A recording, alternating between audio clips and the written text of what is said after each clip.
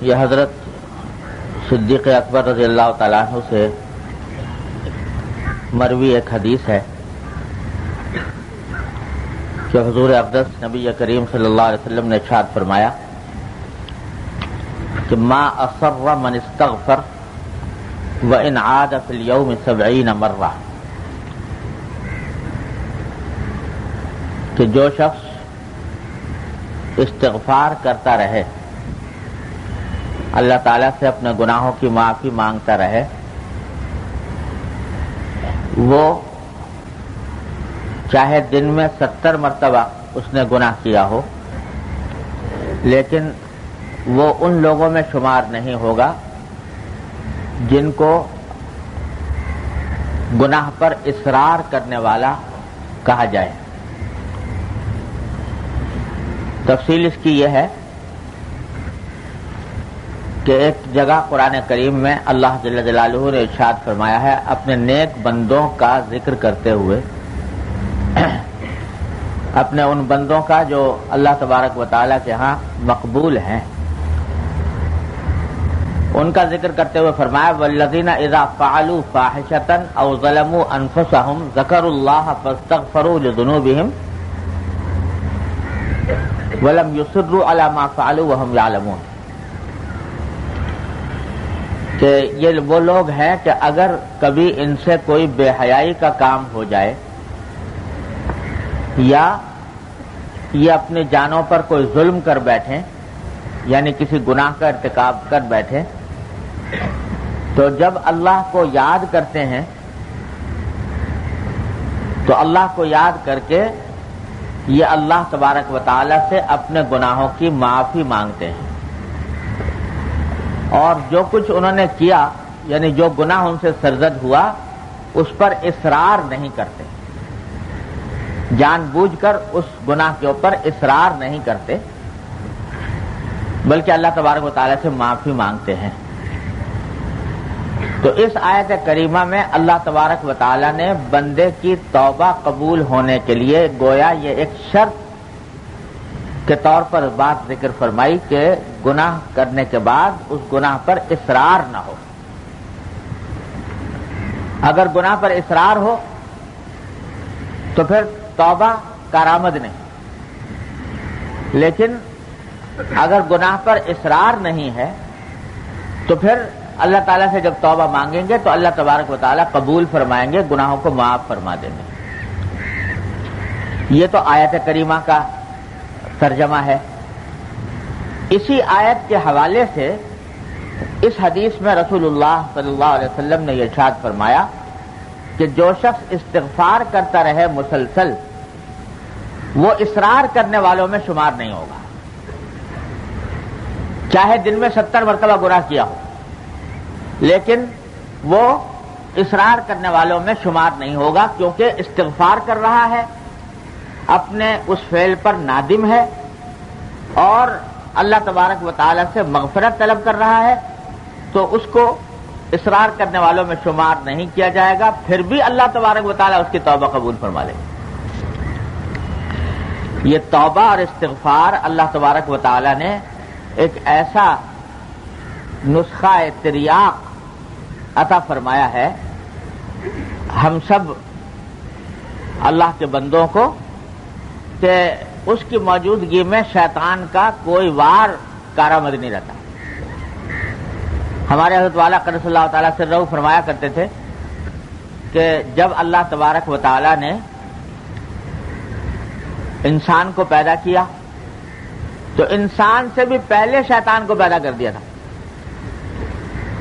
شیطان کی تخلیق پہلے ہوئی، آدم کی تخلیق بعد میں ہوئی، تو انسان سے بھی پہلے شیطان کو پیدا کر دیا تھا، جس کے معنی یہ ہے کہ وہ شیطان اس لیے پیدا کیا گیا تھا، اس کا مقصد تخلیقی یہ تھا کہ جو آدم علیہ السلام بعد میں پیدا ہونے والے ہیں ان کی اولاد کو یہ بہکائے گا۔ گویا گناہ کے سبب کو اللہ تعالی نے پہلے سے پیدا کر دیا اور انسان بعد میں پیدا ہوا، تو گویا اس جب انسان کو بھیجا اس دنیا میں تو ساتھ میں شیطان کو لگا کر بھیجا۔ اب یہ شیطان کیا تھا؟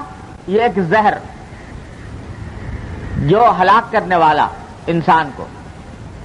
تو اللہ جل جلالہ کی حکمت سے یہ بات بعید تھی، حکمت سے بھی اور رحمت سے بھی یہ بات بعید تھی کہ اللہ تعالیٰ زہر پیدا فرمائے اور اس کا تریاق پیدا نہ کرے، اس کا توڑ پیدا نہ فرمائے. تو اللہ تبارک و تعالیٰ نے زہر بھی پیدا کیا، شیطان اور نفسانی خواہشات، یہ زہر ہے، لیکن اس زہر کا تریاق بھی اتنا آسان بنا دیا، اتنا آسان بنا دیا کہ ادھر سے یہ زہر انسان کو کاٹے اور ڈسے، اسی وقت انسان تریاق استعمال کر سکتا ہے بغیر کسی ادنا محنت کے.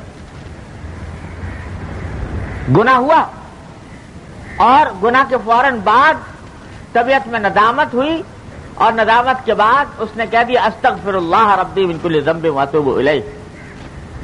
بڑے سے بڑے گناہ کا تریاق ہو گیا، زہر کا تریاق ہو گیا. کوئی چیز اللہ تبارک و تعالیٰ نے مضر ایسی پیدا نہیں کی، زہر ایسا پیدا نہیں کیا جس کا تریاق نہ بنایا ہو، اور تریاق بھی آسان. میں ایک مرتبہ ایک سفر میں تھا جنوبی افریقہ کے، تو جنوبی افریقہ کا مشہور شہر ہے کیپ ٹاؤن. تو وہاں سے کیپ ٹاؤن کے شہر سے باہر نکل کر ایک مرتبہ ہم جا رہے تھے ساحل سمندر کی طرف، اور وہاں پہاڑی علاقہ ہے. تو ایک پہاڑ کے اوپر سڑک پر جا رہے تھے، تو جاتے جاتے دیکھا کہ بڑا اچھا منظر ہے، بڑا خوبصورت، اور کچھ شاید نماز بھی پڑھنی تھی. تو ہم نے گاڑی کہا کہ ذرا روکیں اور تھوڑا سا اس منظر سے بھی لطف اندوز ہوں، کچھ نماز بھی پڑھے. گاڑی روکی تو دیکھا تو سڑک کے کنارے ایک انتہائی خوبصورت پودا، انتہائی خوبصورت پودا لگا ہوا ہے، اس کے اوپر بڑی خوبصورت پتیاں آ رہی ہیں. تو اتنا خوبصورت معلوم ہوا کہ حالانکہ مجھے کچھ زیادہ ذوق بھی نہیں ہے پھولواری کا، لیکن اتنا خوبصورت معلوم ہوا کہ بے ساختہ طبیعت چاہی کہ اس پتے کو جا کر توڑ لوں اور اس کو اپنے ساتھ رکھے. جب میں اس کی طرف بڑھا اس پتے کو توڑنے کے لیے، تو ہمارے جو ساتھی تھے وہیں کے رہنے والے، وہ چیخے، کہا کہ حضرت آپ اس کو مت چھوئیے. میں نے کیوں بھائی؟ تو کہنے لگے کہ یہ بڑا خطرناک پودا ہے. کیسے خطرناک ہے؟ کہ اگر آپ اس کو چھوئیں گے تو جو آدمی بھی اس کو چھو لیتا ہے تو اس کا اثر ایسا ہوتا ہے جیسے بچھو کے کاٹنے کا. اس کو چھونے سے ہاتھ کے اندر زہر دوڑ جاتا ہے، اور زہر دوڑنے سے سارے جسم میں یہ کیفیت ہو جیسے کسی بچھو نے کاٹ لیا. تو اس واسطے آپ اس کو قریب میں مت جائیں. میں بڑا حیران پریشان کہ اتنا خوبصورت پودا اور اتنا خطرناک کہ آدمی ہاتھ لگائے اور ہاتھ لگاتے ہی اس کے جسم میں زہر دوڑ جائے. تو میں نے ان سے کہا کہ بھئی یہ تو بڑا خطرناک ہے، مجھے تو آپ نے بتا دیا کوئی اجنبی آدمی بیچارہ گزر رہا ہو یہاں سے اور وہ ہاتھ لگا دے، چھو لے، تو اس کے اوپر تو زہر کا اثر ہو جائے، وہ تو بیچارہ پریشان ہو جائے. تو اس پر انہوں نے کہا کہ ہاں ہے تو بڑا خطرناک، مگر اللہ تعالیٰ کی قدرت ایسی ہے کہ جہاں یہ پودا ہوتا ہے اسی کی جڑ میں ایک اور پودا بھی ہوتا ہے، اور وہ پودا اس زہر کا تریاق ہے. جہاں یہ پودا پایا جائے گا اس کے ساتھ ہی اللہ میں نے دوسرا پودا پیدا کر دیا ہے. اگر کسی نے اس کو چھوا اور اس کے اوپر زہر کا اثر ہو گیا تو فوراً اس کا علاج یہ ہے کہ نیچے جو پودا اگ رہا ہے اس کو ہاتھ لگا لے تو وہ سارا زہر کا اثر ختم ہو جاتا ہے. میں نے کہا دیکھو اللہ تبارک اللہ احسن الخالقین. لوگ کہتے ہیں کہ صاحب یہ خود بخود پیدا ہو گیا، یہ کائنات، یہ عالم، یہ پھول جو ہے، یہ پھل اور یہ سب خود پیدا ہو گئے. تو میں نے کہا یہ بہترین اللہ تعالیٰ نے مثال دے رکھی ہے گناہوں کی اور توبہ کی، گناہوں کی اور استغفار کی، کہ یہ گناہ جو ہیں دیکھنے میں بڑے خوش منظر، بڑا دلاویز، انسان کا دل ان کی طرف مائل ہوتا ہے، انسان کا دل اس کی طرف لپکتا ہے، لیکن خاصیت ان کی ایسی زہریلی کہ اگر ان کو آدمی کر لے، وہ گناہ کا ارتکاب کر لے، تو اس کے نتیجے میں انسان جو ہے اس کے اوپر زہر چڑھ جاتا ہے، اور ایسا زہر چڑھتا ہے کہ اللہ تعالیٰ سے محفوظ رکھے. لیکن ساتھ ہی اللہ تبارک و تعالیٰ نے تریاق بھی پیدا فرما رکھا ہے، اور تریاق بھی اتنا آسان، جیسے وہاں کہ تریاق کے لیے کہیں دور جانے کی ضرورت نہیں، وہیں جڑ میں نکلا ہوا ہے۔ اسی طریقے سے ہر گناہ کا تریاق اللہ تبارک و تعالیٰ نے اتنا آسان بنا رکھا ہے کہ جب چاہو، جہاں چاہو، جس طرح چاہو اس تریاق کو استعمال کر لو۔ استغفر اللہ ربی من کل ذنب واتوب الیہ، اے اللہ دل سے کہہ دو، ندامت کے ساتھ، پشیمانی کے ساتھ کہ یا اللہ یہ غلطی ہو گئی، یہ مجھ سے گناہ سرزد ہو گیا، اور آئندہ کے لیے اپنی طرف سے عزم کرتا ہوں، ارادہ کرتا ہوں جب آئندہ یہ گناہ نہیں کروں گا۔ جب ایک مرتبہ یہ دل سے کہہ دیا، اللہ تعالیٰ کی طرف رجوع ہو گئے، کتنا ہی بڑے سے بڑا پہاڑ گناہ ہو اللہ تعالیٰ نے ڈھیر کر دیا۔ اور یہ دروازہ کھلا رکھا ہے، التائب من الذنب کمن لا ذنب لہ، کہ جو ایک مرتبہ توبہ کر لے تو وہ ایسا ہو گیا جیسے کہ گناہ کبھی کیا ہی نہیں۔ اور دروازہ کھلا ہے، کھلا ہے، کب تک کھلا ہے؟ جب تک کہ سکرات الموت طاری نہ ہو جائیں، نزع کی کیفیت نہ آ جائے، اس وقت تک یہ دروازہ کھلا ہوا ہے۔ تو بھائی یہ اللہ تبارک و تعالیٰ نے استغفار اور توبہ ایسی چیز بنائی ہے کہ اس سے بڑے گناہوں کے پہاڑ جو ہے وہ منہدم ہو جاتے ہیں آن واحد۔ تو ہمارے حضرت فرماتے تھے، اللہ تعالیٰ ان کے درجات بلند فرمایا کرتے تھے کہ بھائی یہ جتنے گناہ ہے نا، یہ بھی آخر کس نے پیدا کیے؟ پیدا کرنے والے تو اس کے اللہ جل جلالہ ہی ہے، خالق خیر بھی وہ ہیں، خالق شر بھی وہ ہیں۔ تو ثواب کے پیدا کرنے والے بھی وہی، عذاب کے پیدا کرنے والے بھی وہی، نیکی کے پیدا کرنے والے بھی وہی، گناہ کے پیدا کرنے والے بھی وہی۔ پیدا تو انہوں نے کیے ہیں، یہ پیدا جو کیے گئے ہیں یہ کوئی بغیر مصلحت اور حکمت کے نہیں کیے گئے۔ انسان کو بھیجا ہی دنیا میں اس وقت جب یہ بات طے ہو گئی کہ اس میں غلطی کرنے کی صلاحیت ہے۔ اگر غلطی کرنے کی صلاحیت نہ ہوتی تو اس کو انسان کے تخلیق کا مقصد ہی فوت تھا۔ حضرت آدم علیہ السلام کو پیدا کیا، فرشتے کہہ رہے ہیں کہ یا اللہ کس کو آپ پیدا کر رہے ہیں؟ ایک ہم ہیں کہ صبح سے لے کے شام تک تسبیح میں، تقدیس میں، آپ کی حمد و ثنا میں لگے رہتے ہیں، اور ہم کبھی گناہ کر ہی نہیں سکتے، معصیت کر ہی نہیں سکتے، نافرمانی کا تصور ہی نہیں، اور ایک ایسی مخلوق کو آپ پیدا کر رہے ہیں کہ جس کے اندر گناہ کی صلاحیت ہے، جس کے اندر فساد کی صلاحیت ہے، دنیا میں فساد پھیلانے کی صلاحیت ہے، یہ مخلوق کیوں پیدا کی جا رہی ہے؟ اللہ تبارک و تعالیٰ نے جواب میں فرمایا کہ انی اعلم ما لا تعلمون، تم نہیں جانتے، میں جانتا ہوں۔ اس مخلوق کو جو میں پیدا کر رہا ہوں تو میں ہی جانتا ہوں کہ یہ مخلوق کیوں پیدا کی جا رہی ہے۔ یہ اس لیے پیدا کی جا رہی ہے کہ تمہارے اندر گناہ کی صلاحیت نہیں، تم گناہ سے بچو گے تو تمہارا کوئی کمال نہیں۔ اور یہ مخلوق جو ہم پیدا کر رہے ہیں اس کے اندر ہم نے گناہ کے سارے تقاضے ودیت کیے ہیں۔ اس میں غصہ بھی ہے، اس میں شہوت بھی ہے، اس میں خواہشات نفس بھی ہیں، اس کو بھوک بھی لگتی ہے، اس کو پیاس بھی لگتی ہے، اس کے اندر سارے بشری تقاضے پیدا ہوتے ہیں۔ اور جس وقت یہ مخلوق ان سارے گناہ کے تقاضوں کو پامال کر کے ہماری عظمت کو مد نظر رکھتے ہوئے، ہمارے خوف کو مد نظر رکھتے ہوئے ان گناہوں کو چھوڑے گی تو اس وقت یہ تم سے بھی آگے نکل جائے گی، اس لیے پیدا کر رہے ہیں۔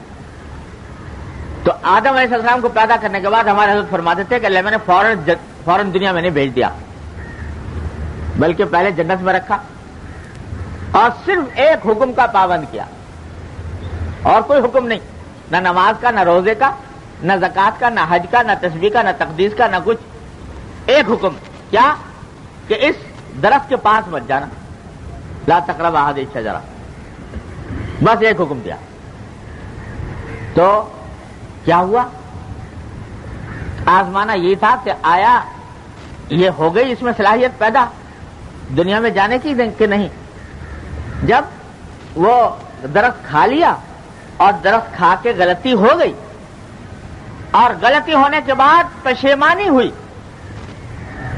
کہ اللہ یہ کیا ہو گیا، اور یہ بھی پتہ نہیں کہ اس پشیمانی کی حالت میں اس غلطی کا مداوع کیسے ہو، کیسے علاج کروں، کیا اس کا تدارک کیسے ہو۔ اس بے بسی کے عالم میں کہ یا اللہ یہ ہو گیا، اب ندامت ہے، شرم ہے، افسوس ہے، صدمہ ہے، یہ سب کچھ ہے، پتہ نہیں چل رہا کہ اب کیا کریں. تو اللہ تعالیٰ فرماتے ہیں چلو ہم تمہیں بتاتے ہیں کیا کرو. فتلقى آدم من ربه کلمات، اللہ تعالیٰ نے آدم علیہ السلام کو کچھ کلمات سکھائے اس وقت. وہ کلمات کیا تھے؟ ربنا ظلمنا انفسنا وان لم تغفر لنا وترحمنا لنكونن من الخاسرین. اے اللہ ہم نے اپنی جان پر ظلم کر لیا، اور اگر آپ معاف نہیں کریں گے، آپ رحم نہیں کریں گے تو ہم تو بڑا خسارے میں ہو جائیں گے. یہ استغفار کے یہ کلمات اللہ تبارک و تعالیٰ نے سکھائے آدم علیہ السلام. وہ کلمات جب کہے، استغفار کے کلمات، توبہ کے کلمات، اب ہمارے حضرت فرماتے ہیں، اللہ تعالیٰ فرماتے ہیں اب تم ہو گئے ہو اس قابل کہ تمہیں دنیا میں بھیجا جائے. تو اب دنیا میں بھیجا گیا کہ تمہارے ساتھ شیطان بھی لگا دیا، تمہارے ساتھ نفسانی تقاضے بھی لگا دیے، گناہ کے دائی بھی لگا دیے، اور ساتھ میں تریاق بھی بتا دیا ربنا ظلمنا انفسنا وان لم تغفر لنا وترحمنا لنكونن من الخاسرین. اب کہتے ہیں مسلح ہو کے جاؤ، اب تمہیں پوری طرح مسلح کر دیا گیا ہے دنیا کے اندر پیش آنے والے حالات کا مقابلہ کرنے کے لیے، اور علاج تمہیں بتا دیا، زہر بھی بتا دیا اور زہر کا تریاق بھی بتا دیا. اب جاؤ اور جا کر اپنے آپ کو اس شیطان کے اس بہکاوے سے بچانے کی کوشش کرو، کرتے رہو کرتے رہو کرتے رہو، لیکن جہاں کہیں یہ ڈس جائے تمہیں تو بس اس کا تریاق یہ ہے کہ ربنا ظلمنا انفسنا وان لم تغفر لنا وترحمنا لنكونن من الخاسرین. اور جوں ندامت بڑھتی جائے گی اور آدمی اللہ تعالیٰ کی طرف رجوع کرتا جائے گا، استغفار کرتا جائے گا، اتنا ہی اللہ تبارک و تعالیٰ کا انشاءاللہ قرب بڑھے، اتنا ہی اللہ تبارک و تعالیٰ کے قرب میں اضافہ ہوگا. تو اس واسطے ہمارے حضرت فرمایا کرتے تھے کہ بھائی یہ گناہ جو ہے نا، یہ بھی اللہ تعالیٰ کی حکمت اور مصلحت سے پیدا کیا گیا ہے. یہ اس لیے پیدا کیا گیا ہے کہ اس سے بچنے کی کوشش کر کے تم اپنے درجات بلند کرتے چلے جاؤ، اور اتنا بلند کرو ان درجات کو گناہوں سے بچنے کی کوشش کر کے، اور اگر کبھی سرزد ہو جائے تو ندامت اور استغفار کر کے کہ تمہارا شمار ہو جائے توابین میں، جس کو قرآن کریم میں توابین اور اوابین میں تمہارا شمار ہو جائے. اتنا تو یہ گناہ در حقیقت دیکھنے میں بہت خراب چیز ہے، ہے ہی خراب، لیکن اگر کوئی انسان اپنے آپ کو اس گناہ سے بچانے کی کوشش میں لگا رہے اور توبہ اور استغفار